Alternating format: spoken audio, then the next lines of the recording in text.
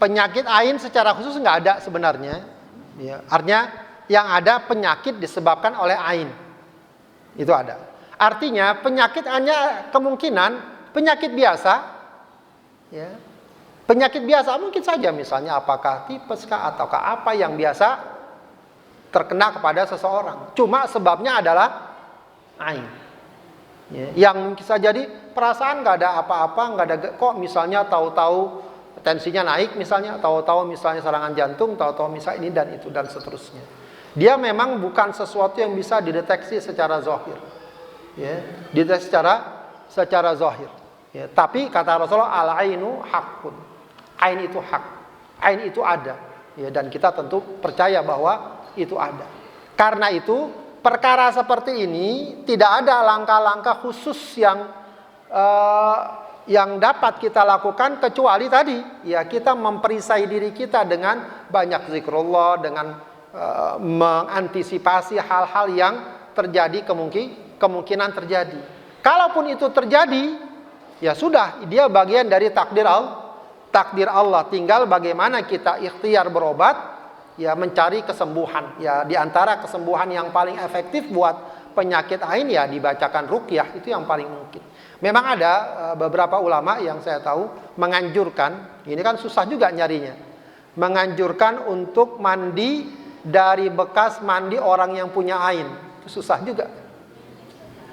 Jadi orang yang punya ain pandangan mata tadi, dia mandi, bekasnya itu ditampung, lalu dikenakan ke tubuh si pasiennya. Ya masalahnya kita kan nggak tahu siapa yang punya ain. Ya orangnya bisa marah, bukan saya, gitu kan. Jadi perkara tersebut susah juga untuk kita katakan si fulan itu ada ainnya. Tidak. Yang jelas kita ambil secara keumuman saja. Yang penting kita berlindung dari itu. Kita nggak tahu siapa yang, jangan juga hal ini membuat kita gampang menuduh si fulan ain segala macam punya ain. Tidak, ya susah juga, sebab itu juga nanti akan menimbulkan keburukan yang bertambah. Yang paling penting sudah, yang jelas kita ini sehari-hari, bukan sekali waktu, bukan kalau lagi kena sakit, bukan kalau lagi kena masalah, sehari-hari baik sehat, baik sakit, baik senang ataupun susah, baik lagi butuh atau tidak butuh, jangan lupa untuk menjaga diri kita.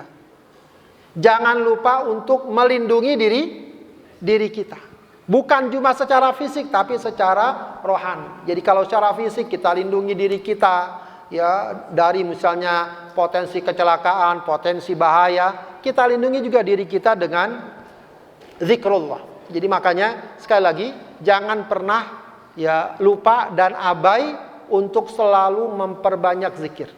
Ya, khususnya zikir setelah sholat, zikir pagi, zikir sore, dan zikir menjelang tidur. Ya, itu yang kita setiap hari, apapun kondisi dan situasinya. Ya, jangan lagi santai, lagi enak, lagi nyaman, lupa dia zikir.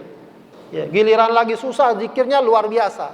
Ya masih bagus sih, cuma lagi senang, lagi aman, zikir.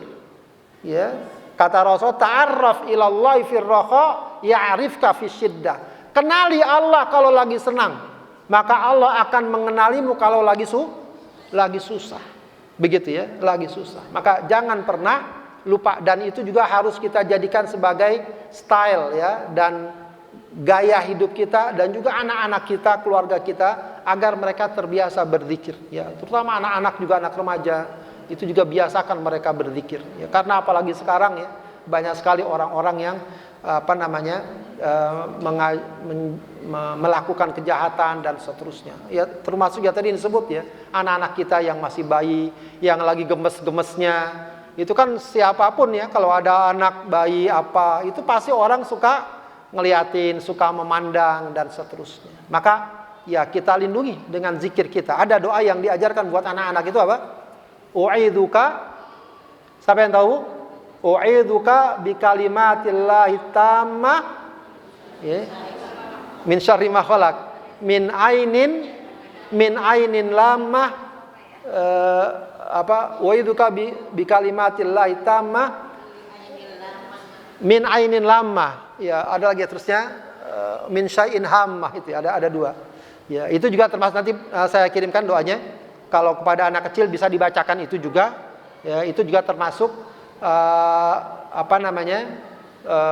kita memberikan perlindungan buat anak dari kemungkinan tadi pandangan-pandangan yang dapat menimbulkan keburukan. Ya, wallahu a'lam.